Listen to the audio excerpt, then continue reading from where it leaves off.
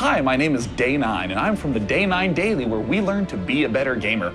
Ordinarily, I do the analysis of regular StarCraft 2 1v1 matches, but Heart of the Swarm is coming up soon. So I'm here at Blizzard Entertainment, and I present to you the following battle report where I get to cast the sexy Rob Simpson. Hope you enjoy.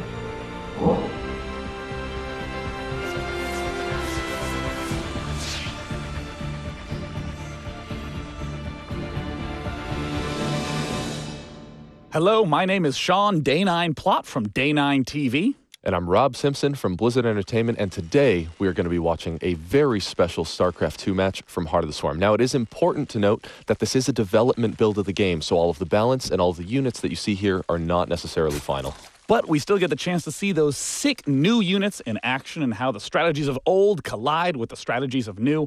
We have a Zerg versus Terran, and let's take a look at the map at the start. We have the natural expansion right outside the front with a pretty wide choke leading to a third base. And then right after that here on Howling Peaks, you're going to see that it actually moves into a relatively open center of the map as well. There's lots of really big wide open areas to take advantage of all those new units. The Zelnaga Tower here to check out the back door entrance to see if there's any sneak attacks.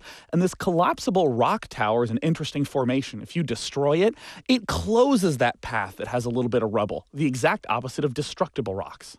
Now, once those rocks do fall over, they will turn into destructible rocks, so it is possible to open that pathway once again, should you so choose. And we're seeing the back door entrance to the natural expansion leading all the way up to the Terran base.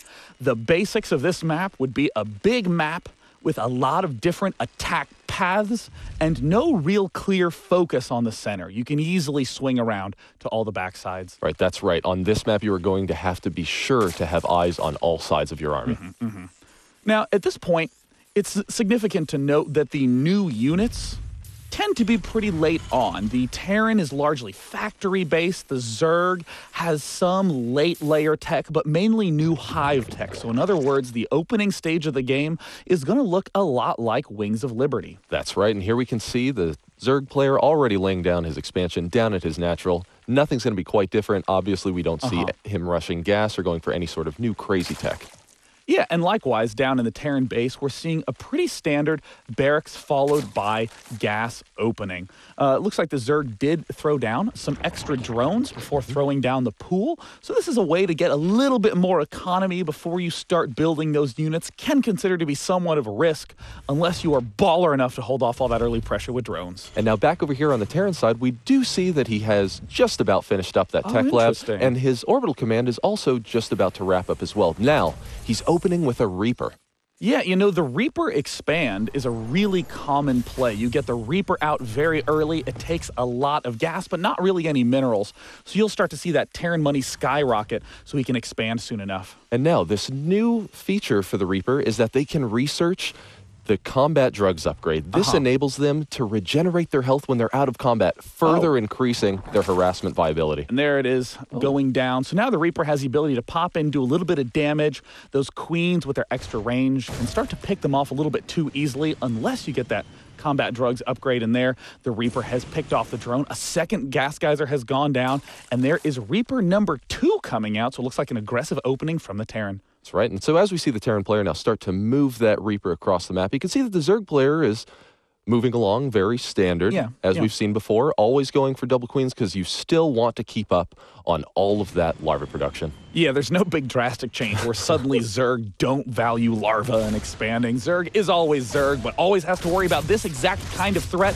There's the queen starting to pick off that Reaper. Reaper is going to pop out of battle, and we see combat drugs is almost finished at just needs a few extra seconds, but in the production tab in the top left, you will see that extra command center going down, and you can hear that healing noise on the Reaper as it pops back up to maximum health again. That's right. Now, fortunately enough for him, just as that Reaper hit the out-of-combat phase, he was now able to heal all the way back up to full HP and is ready to get in once again. Here we see him jumping up the cliffs, as he so often does, and now moving around to potentially... Oh, no, that queen denies it. Now, you'll notice that the Reapers no longer have an anti-building fire. That is true. They have to to rely just on that regular fire, which is still more than enough to pick off those drones. And we see it looks like Terran has to be careful. That Reaper is getting very low on life, but still will be able to pop out. And I even like that juke Terran did where he hopped up on the low ground and hopped back down just to make sure that there was nothing there to kill him off. And so once again, we can see the Reapers falling back as they wait to heal up, and another Reaper joins into the force. Ooh, 3 really is the money number. You can kill drones in one shot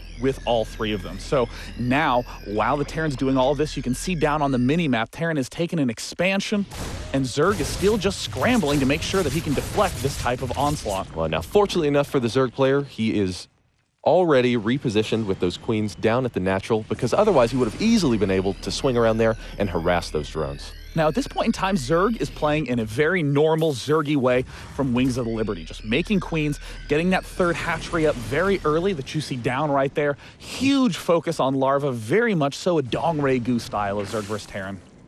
That's right, because as always, getting your macro as strong as possible early in the game is obviously going to pay off, and now we have the Reapers moving around and one-shotting those drones just left and right. The Queens are a little late to the party. Oh, one of the Reapers go down. Will the other 2 be able to escape? No, one more goes down as well. And the unscathed Reaper makes it out just barely. And even though it looks like Terran might end up losing all these Reapers, did a huge amount of drone damage. And whoa, drones not quite swift enough to pick off that one Reaper. And at this point in time, though Terran lost those Reapers, he got the chance to see absolutely everything going on in the Zerg's base. And now, at this point, at the 8-minute mark in the game, we see the brand new unit in production, the Widow Mine. Oh man, and these Widow Mines are such a valuable asset to the Terran force. Looks like we will get the chance to see the Widow Mines moving through the center of the map. And I mean, as you're talking about, Rob, the Widow Mine really helps shut down attack pathways. Yes. These Widow Mines are like manually controlled spider mines from StarCraft 1. You burrow them, and when a nearby unit pops up, you can see that radius where they will attach on, and 10 seconds later, detonate, killing everything nearby. That's right. So the Widow Mine is a great interim solution until you're able to establish that space control with your siege mode on your tanks. And now we can actually see the Reaper. It's looking like he's trying to bait out the Queens. The Queens are getting just a little too close. And there, it's been nabbed, and it looks like 10 seconds will pass before that one Queen detonates. And the other Queen got nabbed too. And see you later, Queen 1, as they continue to try to add creep. They too will go down. So very nice emergency creep spread with 10 seconds left to live. Right, just trying to get any additional mileage out of those Queens that they possibly can. And now we can see that the Zerg player has just double expanded, moving on to both his 3rd and his 4th base. And the Terran player is starting to scan to retake his control of the map, but unable to kill those creep tumors in time.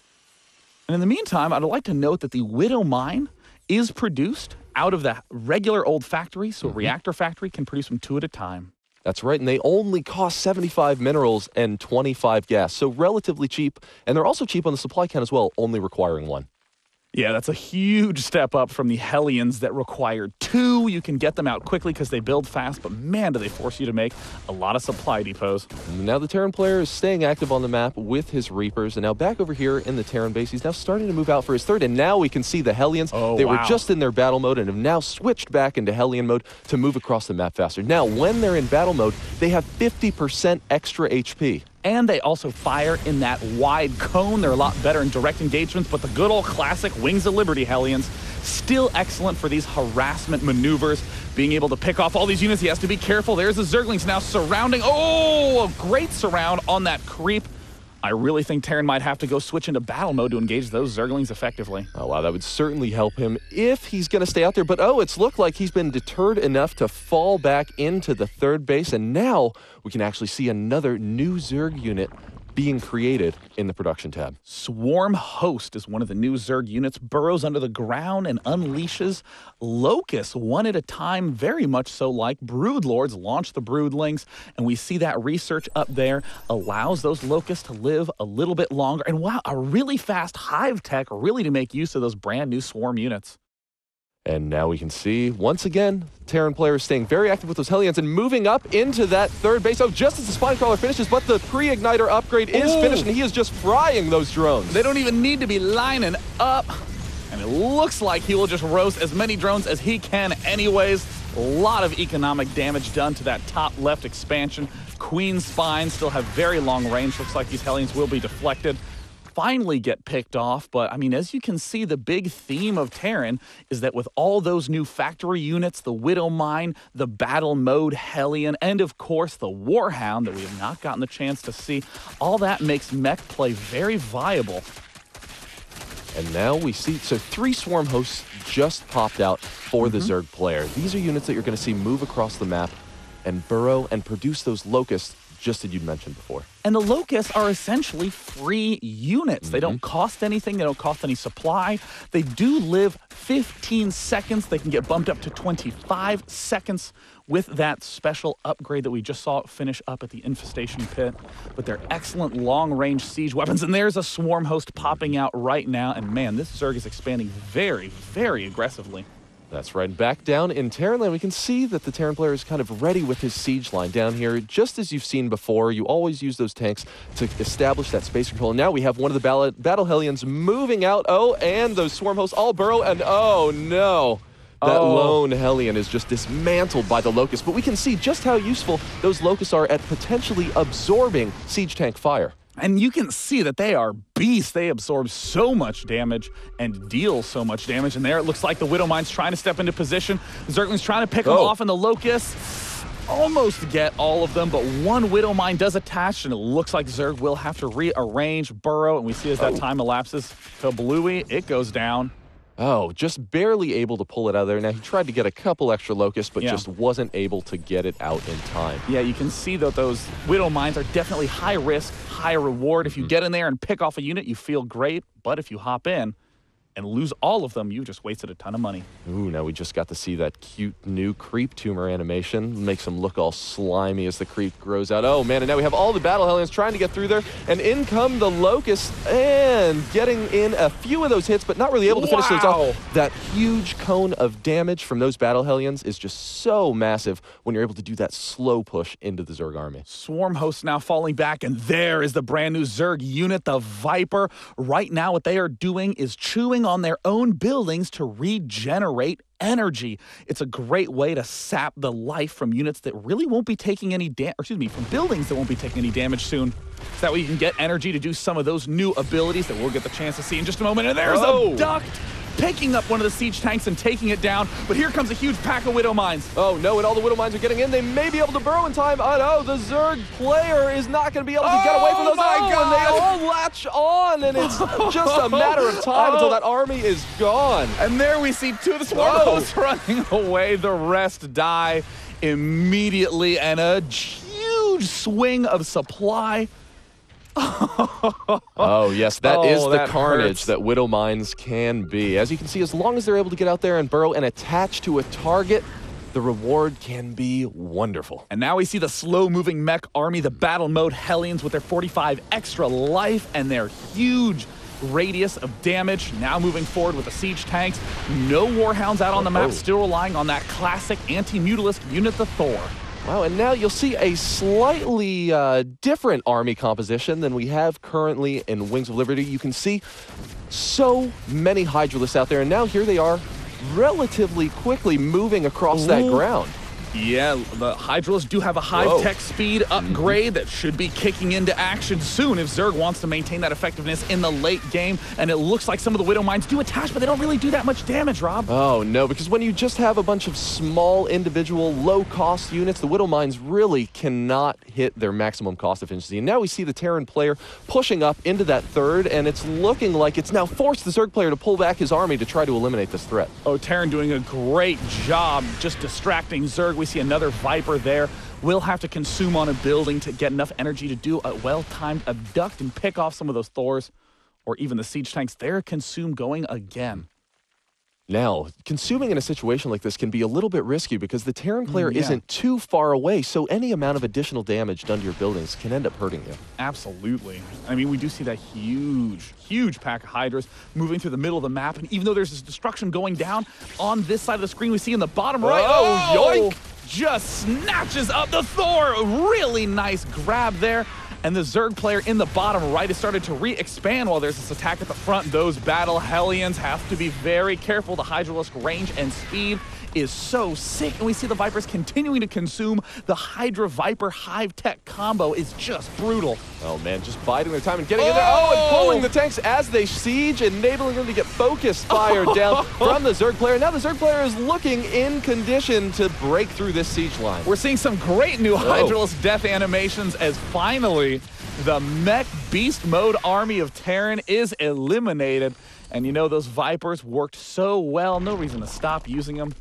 Did consume a building to death. Wow. Which is something you always have to be watchful of if you are one of those high APM spammers who closes his eyes. And now, amidst all the carnage, we can see that the Zerg player has taken advantage and re-expanded the lower right-hand corner and to the area right next to that Xel'Naga watchtower, but the Terran player doesn't like this. Terran player is going to immediately try to kill that bottom right, might even pick off those collapsible rocks to cover his retreat path. We see those slow Hellions should definitely go into fast Hellion mode if they want to catch those drones, but no, Terran opts to keep that army nice and tightly packed together. Does not want to run the risk of getting caught off guard after losing his whole army to that Viper Hydra combo. Oh no, and now we've got the Zerg player just scrambling to try to get any semblance of his army down to there. And right now, this base is just so saturated. If those Hellions would make it in there. Look at the speed of those Hydralisks. They're like rocket ships. And you can see them just slithering across at lightning speed, now getting down into the Terran space to try to get a bit of a counterattack, taking down a few of those Battle Hellions. Now, in small numbers, the Battle Hellions will not be able to handle a fight like this, but now we can see the Zerg player getting his ultimate revenge. Hydra suddenly become an extremely potent harass unit, but they're going to have to head back home soon if they want to re-defend this right side base that looks like it's getting taken down for the second time. Both players in a crazy, crazy series of base exchanges. That's right. Now we actually have the Terran player both pushing up through the center of the map as he clears off what few threats are at his base. And we also now have him establishing a siege line in the middle, and there are only Hydralisks trying to fight up. Oh, but in comes the Abduct.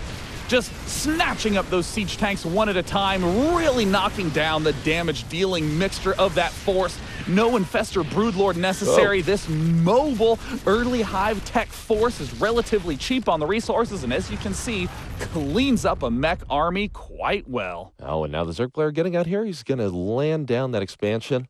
And he's also expanded up to the top left corner of the map as well. The Terran player has largely lost his map control at this point in the game. He really doesn't have an active force to be moving around. Oh, and the Hydras once again dealing a bit of damage. And this is the interesting aspect of these new Hive Tech units. The traditional Zerg players going for Infestor Broodlord, a slow army that has to stick together, meaning the Terran can counterattack, mass expand, and there's not that much Zerg can do. But now, with the speed Hydras, the fast-flying Vipers, Zerg can be in so many different places at once, expanding on opposite corners of the map. It is the true Swarm Zerg.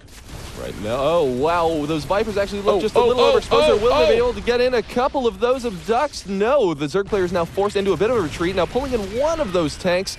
Oh yes, now just as you mentioned before, both the Zerg speed combined with their ability to make their opponent uncomfortable is really just so strong. And we're seeing another counterattack, just as you're saying, going on at the left expansion while these Hydras are denying the right. I mean, the Hive Tech Zerg is suddenly hyper mobile, and we even see some Ultralisks in production with their new Burrow Charge upgrade. Those tank lines will be busted in no time. Oh no, those Hellions realize their mistake of engaging. Oh, a couple more tanks pulled directly into that Hydralisk army. And now it seems like the Terran player has been dismantled. Terran losing that bottom base, we see deciding to go for a counterattack force up at the top left. The mech so much more mobile with this new mixture, allowing those Battle Hellions to lead the charge with their extra boosted health, clean up the front lines. No real fear of Zerglings, Hydralisks, very easy to deal with when those numbers get high, but with those Ultralisks popping out, Rob, I'm starting to get real scared when we see that pack on the mini-map. Oh man, and if this ends up being the final composition for the Terran player, he could be in some serious trouble. Now here he is still staying aggressive, not willing to give up, but the Ultralisks have arrived. The Ultralisk with that Burrow Charge upgrade, cannot wait for that to blast down that line of tanks. Going to be extremely effective as it allows the Ultralisk to get right up underneath the tanks and knock all those units back. But still, even if you can take out the mech army, what angle do you go for? He's just going to go straight for the counter. Why kill the army when I can kill your base? And now we can see the Zerg units are just flying around the map, absolutely destroying the undefended Terran base. and the mech units look like they're doing the only thing they can, counterattacking along the top side. Not enough time to return back home. The tanks siege up. Hydralisks still in production. Zerg in usual Zerg style, expanding across the entire map. Terran running low on expansions. This attack is the last-ditch effort. Oh, and in come those Ultras now, bringing them back from across the map. Now that he has a couple additional Vipers in there and those speedy Hydras, he is closing in for the killing blow. And as he's moving up, he has to position this very carefully. The mech army still extremely good in these large numbers. He's abducting, pulling tanks away from the front lines. There's the Ultralist charge underneath the ground, allowing them to plow directly up to those tank lines, pulling those last 2 siege tanks back away, reducing the full damage output. And the Ultra Hydra Viper army, mobile, speedy, can be in so many places at once. And here comes the Zerg player now, just regathering his forces once again, producing yet another wave of all of those Hydralisks. Oh man, look at the damaged economy. And there's the Hydralisk, Ultralist armor. Oh, popping that up, charge. scaring Rob. And now it looks like ripping apart this front line of units. Hellions do manage to cook some, but there's the good game. Zerg takes victory today.